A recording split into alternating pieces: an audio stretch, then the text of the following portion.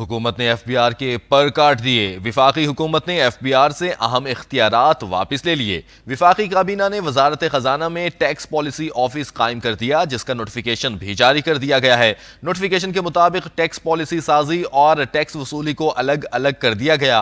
F B are صرف tax وصولی کے کام تک محدود رہے گا۔ ایف بی آر ریونیو بڑھانے کے لیے صرف ٹیکس تجاویز پر عمل درآمد پر توجہ دے گا۔